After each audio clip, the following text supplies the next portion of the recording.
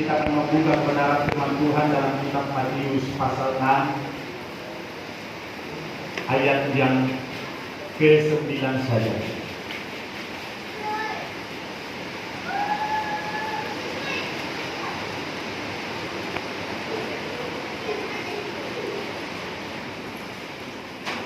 Firman Tuhan ini sudah sering kita dengar, tetapi saya percaya saudara yang berkasih dalam Tuhan,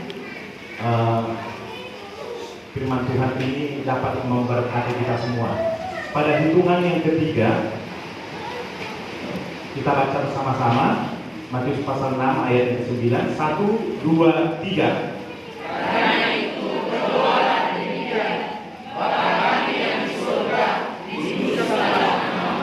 Saya ingin membawakan tema atau judul firman Tuhan pada saat siang hari ini, yaitu tentang kasih Bapa.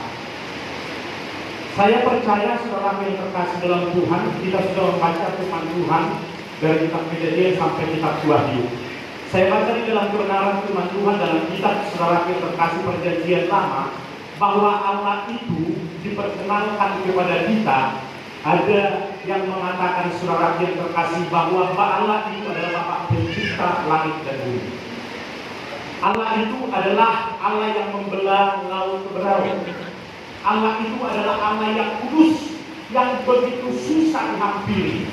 Kalau kita lihat di dalam kebenaran firman Tuhan di dalam kitab Keluaran, bagaimana saudara yang terkasih Musa bertemu dengan Allah. Kemudian Allah nampak kepadanya, lalu dia membelakangi saudara yang terkasih dalam Tuhan, karena dikatakan bahwa kemuliaan Allah itu menghanguskan manusia. Di dalam kebenaran firman Tuhan di dalam kitab Kejadian saudara yang terkasih sampai kitab Maleakhi, Allah itu diperkenalkan sebagai Allah yang begitu jauh daripada manusia. Allah itu diperkenalkan sebagai Allah yang begitu sulit ditemui. Dikatakan di dalam kebenaran firman Tuhan, tabernakel Musa menceritakan saudara yang terkasih, yang bisa menghadap Allah hanya orang-orang yang kudus saja, orang-orang yang tertentu saja saudara yang terkasih dalam Tuhan, yang bisa berjumpa dengan Allah. Kalau mereka adalah orang yang benar, kalau mereka adalah orang yang suci hatinya, lalu mereka diperkenankan untuk masuk bertemu dengan Allah saudara yang terkasih dalam Tuhan. Tetapi di dalam perjanjian baru saudara yang terkasih, lewat kehadiran Yesus di dalam dunia ini, saudara yang terkasih dalam Tuhan, bahwa Yesus memperkenalkan Allah itu dengan sebutan yang baru, yaitu dengan sebutan Bapa. Ketika murid-muridnya saudara yang terkasih berkata kepada Tuhan, murid-muridnya berkata kepada Tuhan Yesus, ajarilah kami berdoa. Itu yang dikatakan oleh murid-muridnya kepada Yesus. Lalu Yesus mengajari mereka dengan berkata, Bapa kami yang ada di dalam kerajaan surga. Yesus memperkenalkan Allah itu sebagai Bapa, sebagai Bapa yang dekat, sebagai Bapa saudara yang terkasih yang bertanggung jawab kepada anak-anaknya, sebagai Bapa saudara yang terkasih yang bisa dijumpai oleh anaknya tanpa syarat, sebagai Bapa yang bisa dijumpai dengan begitu dekat, yang dimana saudara yang terkasih dalam Tuhan bisa berhadapan muka dengan muka, bisa berbincang saudara yang terkasih dalam Tuhan antara Bapa dengan anak, mencurahkan kasih sayang, mencurahkan isi hati, bercerita bersama-sama. Itu yang dikenalkan oleh Yesus kepada murid-muridnya saudara yang terkasih. Di dalam kebenaran firman Tuhan dalam kitab Matius pasalnya yang ke-6 juga saudara yang terkasih dalam ayat 26 dikatakan bahwa Yesus memperkenalkan Bapa itu sebagai Bapa yang bertanggung jawab. Dikatakan kepada murid-muridnya, pandanglah burung-burung di ladang saudara yang terkasih, yang tidak menabur dan tidak menuai, tetapi dipelihara oleh Bapakmu. Saudara yang terkasih dalam Tuhan, Yesus memperkenalkan Allah itu sebagai Allah yang bertanggung jawab, sebagai Allah yang dekat, sebagai Allah yang mengasihi, sebagai Allah yang memperlengkapi, sebagai Allah yang menolong, dan lain sebagainya saudara yang terkasih di dalam Tuhan. Dan itu kita perhatikan di dalam kebenaran firman Tuhan. Saya percaya bapak-bapak dan ibu-ibu di sini bisa merasakan bagaimana dekatnya bagi saudara, emosional saudara antara anak dengan bapak, antara anak dengan ibu. Saya ingin katakan saudara yang terkasih, sesalah apapun anak-anak kita, senakal apapun anak-anak kita, sejahat apapun anak kita saudara yang terkasih, saya percaya saudara yang terkasih dalam Tuhan, ketika dia datang, pasti ada timbul belas kasihan di dalam hati kita. Pasti ada timbul kasih yang tanpa saudara yang terkasih dipaksa. Dan inilah saudara yang terkasih diperkenalkan oleh Tuhan Yesus kepada kita. Dan firman Tuhan ini saudara yang terkasih dalam Tuhan adalah firman yang sangat sederhana untuk kita pahami. Dan saya ingin saudara yang terkasih dalam Tuhan membawakan firman Tuhan ini saudara yang terkasih kepada kita, mengenalkan Allah itu sebagai Allah yang penuh dengan kasih kepada kita, sebagai Bapa yang berkasih kepada kita. Di dalam kebenaran firman Tuhan, pada sama-sama kita baca, yaitu sama-sama kita membaca dalam kitab Lukas pasal yang ke-15, firman Tuhan yang sudah sering kali kita dengar, firman Tuhan yang sudah sering kali kita dengarkan dalam cerita anak sekolah minggu sederhana, tetapi saya ingin kita belajar memahaminya. Saya nggak bisa baca, bisa dibesarkan.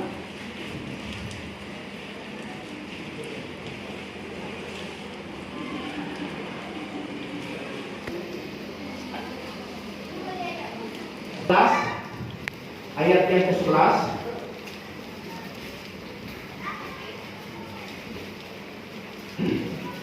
sampai ayat 21 saja. Mari sama-sama kita baca pada hitungan yang ketiga, semua membaca supaya kita semua diberkati oleh Tuhan. Doa kebenaran firman Tuhan ini. Saya percaya selain yang saya sampaikan saudara yang terkasih dan ketika selalu membaca firman Tuhan ini selalu diberkati oleh Tuhan. Mari kita baca pada hitungan yang ketiga, 1, 2, 3. Yesus berkata lagi, ada seorang mempunyai dua anak laki-laki. Kata yang musuh kepada ayahnya, Bapa, berikanlah kepadaku kekayaan kami dengan kami dan kepadaku. Lalu ayahnya memberikan nama kekayaan itu kepada mereka. Beberapa hari kemudian, anak istri itu membuat sesuatu ayahnya itu, lalu pergi ke negeri yang jauh.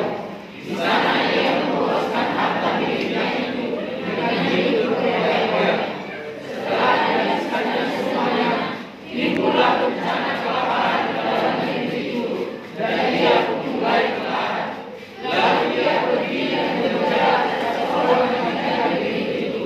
Orang itu menyuruhnya melarat untuk menjaga babinya. Lalu dia ingin mengisi perutnya dengan ampas yang makan babi itu. Tetapi tidak seorang pun yang memberikan kepadanya. Lalu dia menyadari keadaannya.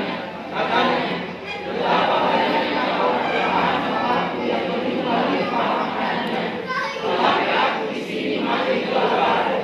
Aku akan bangkit dan pergi kepada bapakku dan berkata kepadanya, Bapa, aku telah berdosa kepada surga dan kepada Bapa. Nah, saudara yang terkasih dalam Tuhan, saudara boleh pahami, boleh renungkan kebenaran firman Tuhan ini. Yesus berbicara kepada murid-muridnya pada waktu itu, saudara yang terkasih. Di dalam kitab Lukas, Yesus banyak menceritakan kebenaran firman Tuhan, saudara yang terkasih lewat perumpamaan-perumpamaan.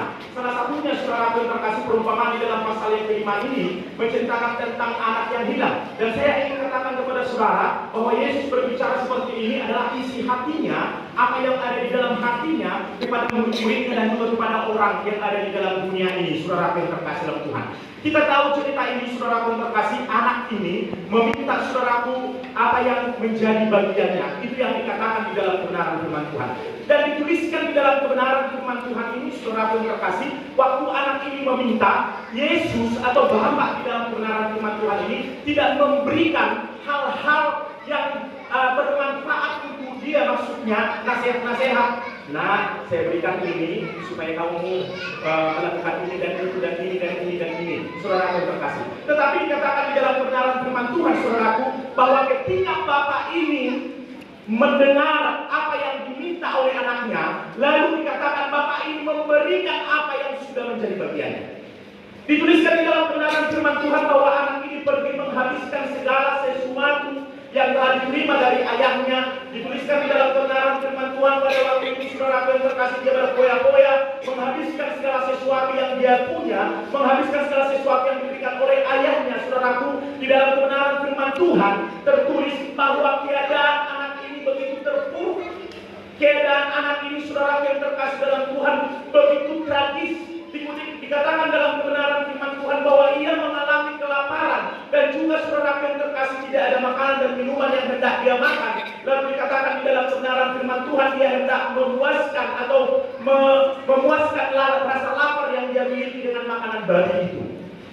Dan di situ dikatakan di dalam kebenaran firman Tuhan bahwa ia sadar, dia berpikir, dia saudara yang terkasih membuat begitu banyak narasi, begitu banyak saudara yang terkasih hal-hal yang akan disampaikan kepada ayahnya sebagai bentuk penyesalan yang telah dia lakukan di dalam kehidupannya. Dia merasa berdosa kepada surga, dia merasa berdosa kepada bapaknya, saudara yang terkasih telah melakukan hal itu kepada ayahnya.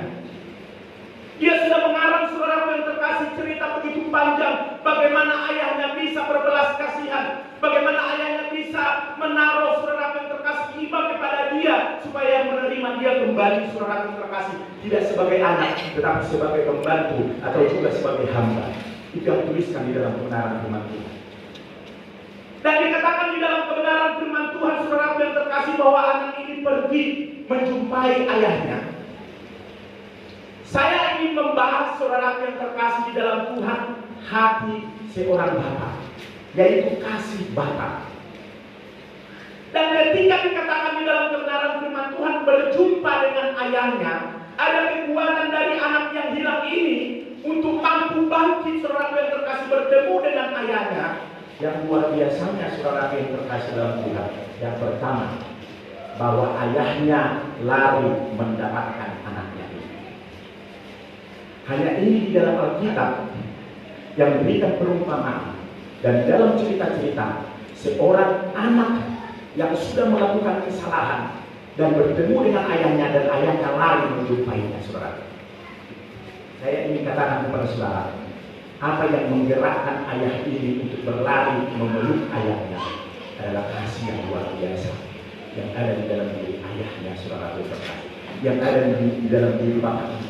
Dituliskan di dalam kebenaran firman Tuhan, saudara yang terkasih, bahwa bapak ini berlari memeluk anaknya. Dituliskan di dalam kebenaran firman Tuhan lagi bahwa saudara yang terkasih, bapaknya ini, saudara yang terkasih, menerima anaknya tanpa syarat. Dikatakan saudara yang terkasih, tidak dikatakan kenapa kau begini, kenapa kau begini, kenapa, kemana harta itu kau buat, kemana kau buat apa yang saya beri. Tidak dikatakan anaknya, saudara yang terkasih. Tidak ada ditanya, tidak ada disalahkan, tidak ada dinasehati, tidak ada diberikan teguran, saudara yang terkasih dalam Tuhan. Saya percaya ketika anak kita salah, hanya kita peluk saja, saudara yang terkasih dalam Tuhan. Saya percaya batin itu bisa terasa antara kita dengan anak kita. Saya pernah, saudara yang terkasih, anak saya di rumah sakit. Lalu saudara yang terkasih, waktu itu saya di Sinodo, saudara yang terkasih dalam Tuhan, dia tidak ikut, hanya saya sendiri. Lalu dia sakit panas. Lalu saudara yang terkasih, mama saya bilang begini, bikin aja baju karena panen ya. Karena waktu itu seminggu lebih mungkin saya di kampung. Bikinlah bajumu, itu bisa sembuh. Saya tidak tahu saudara yang terkasih ini mitos, tetapi lewat kebenaran firman Tuhan ini saya boleh percaya, saudara yang terkasih, bahwa kasih itu, saudara yang terkasih, kasih bapak yang dimiliki oleh bapak ini tadi, saudara yang terkasih, bukan dengan hanya harta yang kaya saja, tetapi meliputi seluruh jiwa, semua yang ada padanya, saudara yang terkasih, bisa dikalahkan oleh kasih itu. Harta yang sudah banyak diberikan, yang sudah dihapus, yang sudah dihanguskan, yang sudah dihabiskan, bisa saudara yang terkasih dikalahkan oleh kasih yang dimiliki oleh bapak ini. Biasanya saudara yang terkasih dalam Tuhan, kita anak bilang, kemana uangmu? Kemana ini kau buat? Kemana ini? Kemana ini? Kemana ini? Itu kita, saudara yang terkasih. Banyak orang yang tidak mempercayai Bapa yang di surga itu karena penglihatan kita kabur dengan Bapa yang ada di dalam dunia. Banyak orang yang kecewa, saudara yang terkasih dalam Tuhan. Kalau mungkin saya tanya kita di sini, ada pernah anaknya sakit dibikin bajunya ketika di luar kota orang kita, ada pernah pengalaman seperti itu? Ada ya? Saya pernah membuat itu, saudara yang terkasih. Dan puji Tuhan, saudara yang terkasih, berkurang panasnya, sakitnya. Dan dituliskan di dalam kebenaran firman Tuhan ini, saudara yang terkasih, bahwa Bapa ini memeluk anak itu. Hanya satu yang dia katakan, anakku yang sudah hilang kembali. Berarti saudara yang terkasih dalam Tuhan, bahwa lebih berharga anak ini daripada saudara yang terkasih di dalam Tuhan, harta yang sudah dia bawa. Dan saya selidiki lagi kebenaran firman Tuhan, saya selidiki lagi kebenaran firman Tuhan, saudara yang terkasih. Banyak yang dibuat oleh Tuhan Yesus dan banyak yang dikerjakan oleh Tuhan Yesus, saudara yang terkasih dalam Tuhan. Bagaimana seorang yang berdosa datang kepadanya? Tidak diselidiki, saudaraku, dosanya kenapa? Karena apa dia melakukan itu? Tidak, saudaraku, seperti perempuan yang hendak dilempari dengan baju. Hanya dikatakan oleh Tuhan Yesus, pergilah, jangan tinggal. Itu yang dikatakan. Dan ada satu di dalam kebenaran firman Tuhan, seorang yang tuli dikatakan. Lalu orang-orang mengatakan, siapakah yang berdosa, ayahnya, ibunya, sehingga anak ini seperti itu. Lalu dikatakan oleh kebenaran firman Tuhan, Tuhan tidak membahas dosa orang tuanya yang dikatakan dia mau mempermuliakan nama Tuhan. Sekarang saudara yang terkasih dalam Tuhan, di dalam kehidupan kita, maukah seperti anak ini yang mau bangkit, seperti anak ini punya kekuatan enggak untuk bangkit, mempertanggungjawabkan semua yang kita lakukan, yang kita perbuat. Seperti anak ini, saudara yang terkasih di dalam Tuhan, dia mengumpulkan kekuatan untuk bangkit menghadap ayahnya, mempertanggungjawabkan apa yang sudah dia kerjakan, lalu dia datang mengaku kepada bapaknya. Saudara yang terkasih di dalam Tuhan, kasih Bapa beda dengan kasih yang ada di dalam dunia ini. Saya umpamakan seperti ini, saudara yang terkasih di dalam Tuhan. Saya umpamakan seperti ini.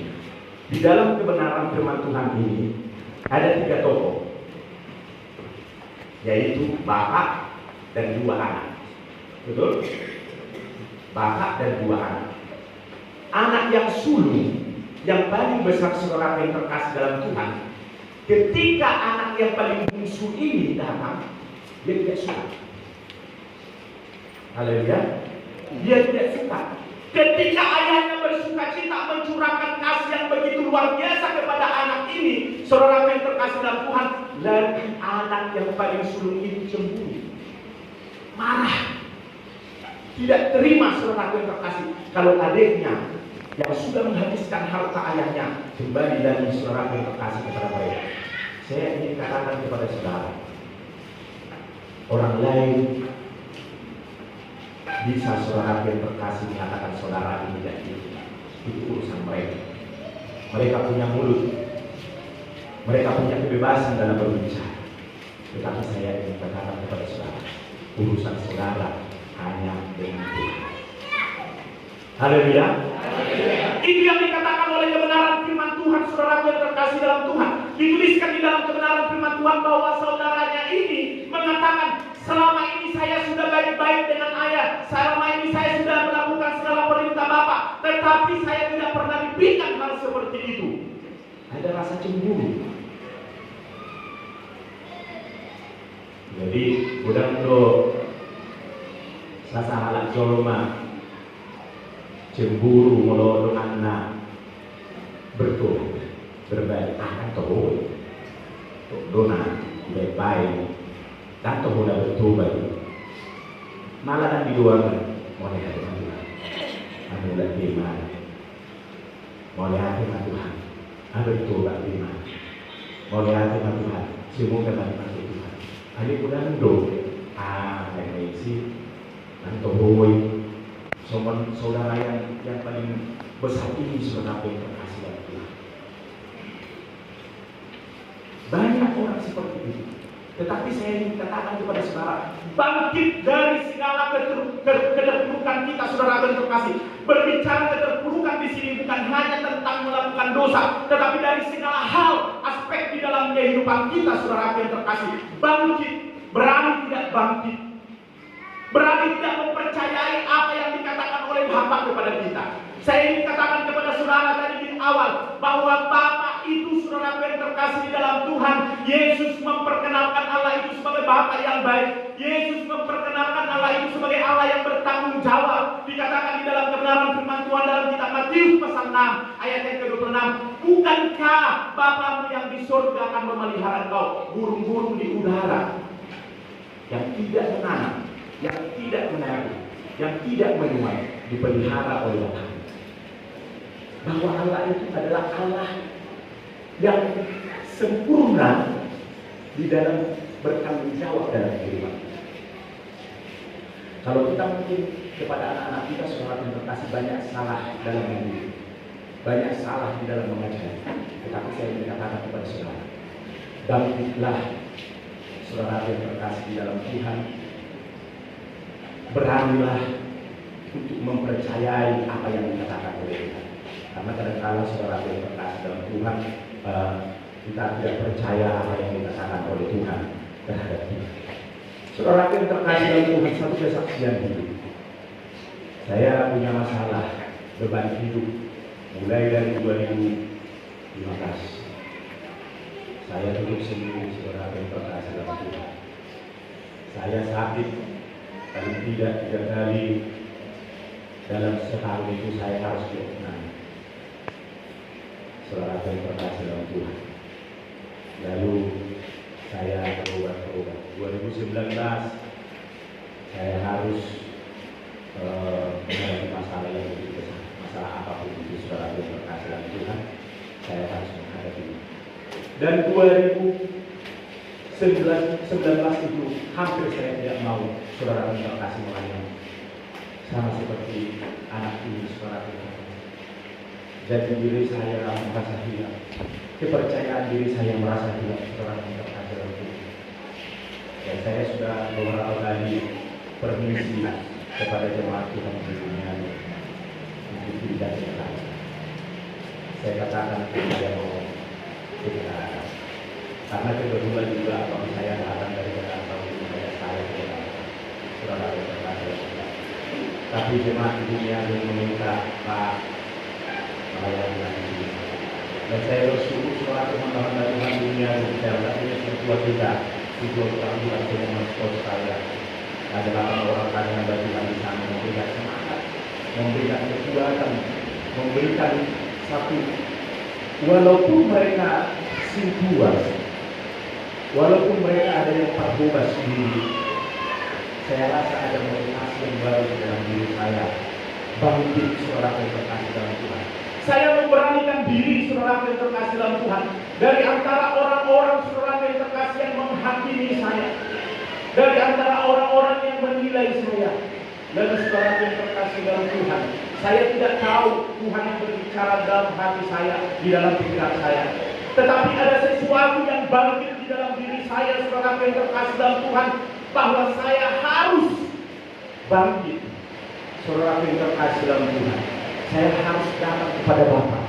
Saya harus datang memohon belas kasihannya. Lalu di sini saya rasakan saudara yang terkasih ada kebebasan, ada kebangkitan dan semangat yang baru yang saya rasakan, yang timbul saudara yang terkasih dalam Tuhan, yang bukan begitu saja timbul, tetapi melalui pergumulan yang sangat dalam. Seperti saudara yang terkasih dalam Tuhan, anak bungsu yang ada di dalam kebenaran firman Tuhan, begitu banyak yang dia pikirkan apa yang akan saya katakan, apa yang saya akan lakukan, apa yang saya akan sampaikan kepada Bapak saya. Lalu itu pergumulan itu di dalam hati saya, apa yang akan bisa saya kerjakan Tuhan, apa yang bisa saya lakukan. Tetapi saudara yang terkasih dalam Tuhan, di dalam hati saya ada timbul satu kekuatan yang baru, yang bisa mengatakan, Tuhan, bahwa Engkau yang sudah memilih aku, Engkau yang sudah memanggil aku, dan aku harus mempertanggungjawabkan dan sudah Kau kerjakan di dalam kehidupan saya. Dan itu saudara yang terkasih dalam Tuhan, saya dapatkan di dalam kehidupan kasih Bapa itu. Dan saya rasa saudara yang terkasih, ketika saya datang kepada Tuhan, saya dipeluk, saya dirangkul. Ketika saya datang kepada Tuhan, saya tidak merasa saudara yang terkasih saya dihakimi, tetapi saya dikasihi, saya diterima. Dan saya percaya saudara yang terkasih, seluruh jemaat Tuhan pun yang ada di sini, karena di dalam dunia ini saudara yang terkasih dalam Tuhan, Tuhan. Firman Tuhan katakan di sini akan selalu ada air mata dan tangisan, dan akan menjumpai dan akan mendatangi setiap kehidupan kita pribadi lepas pribadi tanpa terkecuali. Akan datang menghampiri kita. Masalah apapun itu, saudara yang terkasih, persoalan apapun itu, persoalan tentang anak, pergumulan tentang keluarga, pergumulan tentang pekerjaan, itu akan menghampiri setiap kehidupan kita. Sekarang saudara yang terkasih dalam Tuhan, saya ingin katakan, mari kita datang kepada Tuhan. Jangan datang kepada manusia, datang kepada manusia yang ada hanya menilai saudara. Saudara akan menilai, oh seperti ini, seperti ini, seperti ini. Tapi di dalam kebenaran firman Tuhan dari saya katakan, Bapak itu datang memeluk anaknya tanpa mengatakan apapun. Kau sudah salah, kau sudah begini, mengapa kau datang? Kau kalang bisa menolong, dan agak bisa menolong. Kalang bisa menolong, dan agak bisa menolong.